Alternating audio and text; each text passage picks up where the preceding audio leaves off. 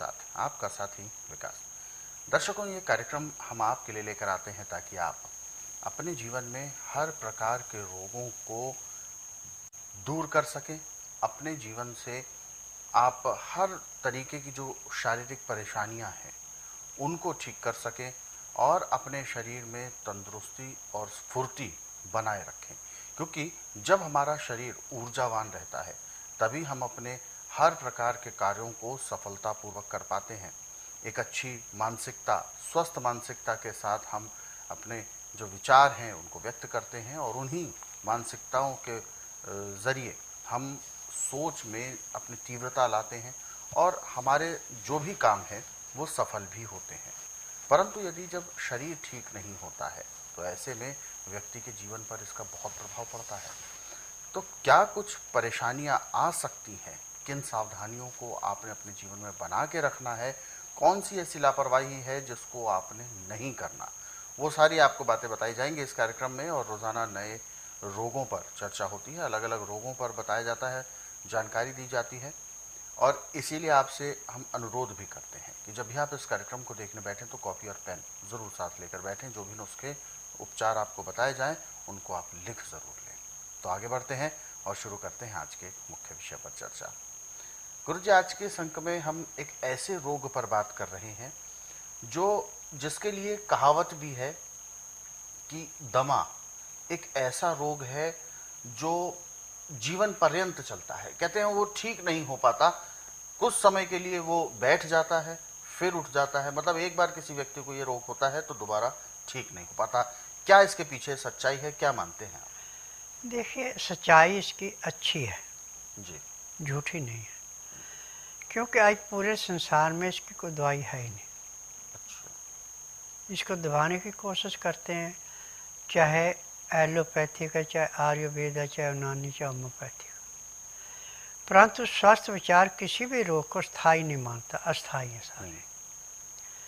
दमा मेरे लिए ऐसे है जैसे दूध में से मक्खी निकालना। और दमा जो होता है वो होता है आपके गलत खान पान से। जब आपकी तकसीर वायुओं पे चली गई, ठंडी चीज़ों का सेवन अच्छा किया तो आपका नज़ला बढ़ गया। नज़ला बढ़ा जैसे टीबी के रोग में तो बलगम सूख जाता है सांस की नाली में, फेफड़े में। इसमें बलगम सूखता नहीं है, गिल्ला रहता है बलगम।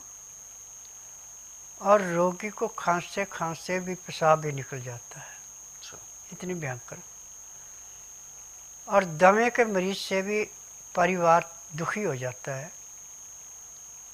और जब ये थूकता रहता है, उसको बलगम को निकालता रहता है, तो उसको जिस बर्तन में रखते हैं उस बर्तन को भी अच्छी तरह ढक के रखें, ठीक है, नहीं तो उसके कीटाणु निकल के दूसरों पे भी आक्रमण करते हैं। अच्छा। परंतु स्वास्थ्य विचार एक मात्रा आश्रम ऐसा है कि जिसने हर एक रोग की जड़ें खोद दी है। और ये सब देन है जड़ी बूटियों की। मैं नाड़ी वैद्य हूँ, ना तो मैं रोगी से पूछता हूँ, ना किसी मशीन से टेस्ट करता हूँ, ना कोई टेस्ट रिपोर्ट मांगता हूँ, न परिवार की हिस्ट्री पूछता हूँ। जिस दिन आना उस दिन बुधवार नहीं होना चाहिए, बुधवार की मैं छुट्टी रखता हूँ। गुरुवार से लेकर मंगलवार तक नाड़ी परीक्षण करता हूँ। नाड़ी परीक्षण में पैर के तलुए से सिर के बाल तक की MRI, CT scan, X-ray, ultrasound, ECG, sonography, सब कुछ 5 सेकंड में हो जाते हैं। फिर इसमें पैर के तलुए से सिर के बाल तक जो भी कमी पाई जाती है सब दवाइयाँ इकट्ठी दी जाती हैं। और खान पान जैसे टीबी वाले का है वैसे खान पान दमे वाले का होता है, परंतु इसमें दवाइयों में थोड़ी भिन्नता है। इसमें 250 ग्राम हल्दी आप पहले गर्म राख में भून लें, उसमें 1 किलो सफ़ेद बादशाह के पत्ते सुखा करके रख लें। 50 ग्राम उसमें काली मिर्च और 100 ग्राम इसमें सिंधा नमक ये सारी चीज़ें कूट के पीस के जितना बारीक अच्छा पाउडर होगा उतना अच्छा। और इसमें 100 ग्राम देसी कीकर का गूंद मिलाना है। अब इसकी गोलियां बनानी आपने जितना सफेद चने का दाना होता है इतनी बड़ी गोली, और एक एक गोली आपने हर 3 घंटे के बाद चूसनी है। और प्यास जब भी लगे हल्का गर्म पानी, लहसुन प्याज अदरक का रस और नींबू का रस मिला के पीते सोने पे सुहागा, न तो अकेला अदरक का रस मिला के पी सकते हैं। परंतु पानी गटागट नहीं पीना, पानी ऐसे पीना जैसे आप गर्म दूध चुस्का दे के पी रहे हैं। 1 गिलास पीने में आपको 15 से 20 मिनट का समय लगेगा। अब ये जो आपने गोली चूसनी है, इसके चूसने से जो आपका बलगम सांस की नाली में फेफड़े में है वो पिघल करके आंतों के द्वारा लैट्रिन में ऐसे निकलेगा जैसे मैले कुचैले कपड़े को गर्म पानी में सोडा डाल के उबाल के साफ कर देते, ऐसे सांस की नाली और फेफड़े का बलगम समाप्त हो गया और आपका दमा समाप्त हो गया। परंतु नाक में डालने के लिए, इसके लिए गाय का घी 150 ग्राम रोज का नाक में डालना पड़ेगा, 3 टाइम में, सुबह, दोपहर और शाम को 50-50 ग्राम। उसका तरीका है कि गाय के घी 1 किलो लिया आपने तो उसमें 5 ग्राम असली केसर डालना है और 5 ही ग्राम उसमें सिंधा नमक डाल के इसको धीमी आंच पे इतना उबालना कि वो 1 किलो का 750 ग्राम रह गया। जब इसका टेम्परेचर 15 से 18 डिग्री रह जाए तो इसको ड्रॉपरों में भर लें। ड्रॉपर आपका 50 ग्राम का होना चाहिए। अब एक ड्रॉपर को नाक में डालने में आपको ज़्यादा 1 मिनट लगेगा। आप लेट गए, दाएं साइड से नाक ऐसे बंद किया और बाएं से ड्रॉपर से डाला और ऐसे सांस लिया और पेट में ले गए, फिर बायां बंद किया, दाएं से ले गए, तो आप दाएं नाक में जो घी डालेंगे वो आपके बाएं फेफड़े में आएगा और दाएं में जो बाएं में डालेंगे वो दाएं में आएगा, दाएं में डालेंगे वो बाएं में आएगा। यानी वो दिमाग से घूमता हुआ आएगा। जब दिमाग का नज़ला आपका समाप्त होगा और सांस की नाली का फेफड़ों का उसके साथ पिघल के लैट्रिन के द्वारा बाहर निकलेगा, तो आपका चाहे कितना पुराने से पुराना दमे का रोग है, 1 महीने से हमेशा के लिए जड़ से समाप्त हो जाएगा। क्योंकि मैं जड़ी बूटियों से दवाइयाँ बनाता हूँ, मैं कोई केमिकल नहीं मिलाता, और मेरी अपनी फार्मेसी दवाइयाँ बनाने की, और ये दवाइयाँ रजिस्टर्ड है, पेटेंट है, इनका साइड इफ़ेक्ट कोई नहीं है। और टीवी के माध्यम से आपने ऐसे कई रोगियों के इंटरव्यू सुने होंगे जो कि 10 कदम चल नहीं सकते, सांस फूल जाता था,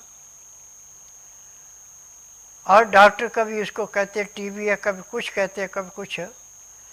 और जो मैं सच्ची बात कहूँ, डॉक्टरों को बड़ा गुस्सा आता है इस बात पे। डॉक्टर ने थ्योरी पढ़ी, थ्योरी के अनुसार इलाज नहीं होते। इलाज हमेशा प्रैक्टिकल से होता है, अनुभव सबसे बड़ा है। और डॉक्टरों में चाहे एलोपैथी का, चाहे आयुर्वेदिक का, चाहे होम्योपैथी का, चाहे नेचुरल का, इनमें थ्योरियाँ पढ़ाई जाती हैं, इनमें प्रैक्टिकल नहीं कराया जाता। मेरा प्रैक्टिकल है। मैंने जंगलों में रहने वाले सन्यासियों से, गांव कस्बों जो वैद्य रहते थे, उनसे नाड़ी का ज्ञान सीखा है। और जिसको MRI, CT scan, X-ray, ultrasound, ECG, sonography नहीं पकड़ती, उसको मैं 5 सेकंड में बताता हूँ कि आपके इस अंग में ये रोग इतना पुराना है, और उसके बाद अपनी दवाई देके 10 मिनट में उसको 10 से 15% आराम परमानेंट कर देता हूँ। ये मेरी दवाइयों की विशेषता है। और आज मैंने पूरे संसार से एक ही निवेदन किया कि जिसका इलाज कहीं नहीं, उसका इलाज मेरे पास है। अब यदि आप मेरा प्रोग्राम टीवी के माध्यम से या गूगल के माध्यम से, व्हाट्सएप के माध्यम से देख रहे हैं, तो आपने देखा होगा कि मेरे विचार किसी डॉक्टर, हकीम, वैद्य से नहीं मिलते। मेरे अपने अलग विचार हैं। मेरा काम है कि आंधे को दिखाना, बहरे को सुनाना, गूंगे से बुलाना, बांझ से संतान उत्पत्ति कराना, नामर्द को मर्द बनाना, अनहोनी को होनी करके दिखाना, ये मेरा काम है। बिल्कुल। गुरुजी, जैसा कि अब अभी दमे को लेकर हमने बात की, दमा बहुत ख़तरनाक रोग भी रहा है, और ऐसे में एक सवाल आता है कि दमा जब होता है तो डॉक्टर्स भी सीधा पूछते हैं कि धूम्रपान तो नहीं करते हैं, और क्योंकि ख़ास तौर पर धूम्रपान करने वाले व्यक्तियों को ही दमा होता है, ऐसा देखा जाता है। ये जरूरी नहीं है। अच्छा। धुआं अंदर जाके ऐसे बैठता है जैसे पहाड़ों पे धुंध पड़ती है, उससे रोग बढ़ता है, घटता नहीं है। दमा होने का मुख्य कारण है ठंडी चीज़ों का सेवन और बदपरहेजी।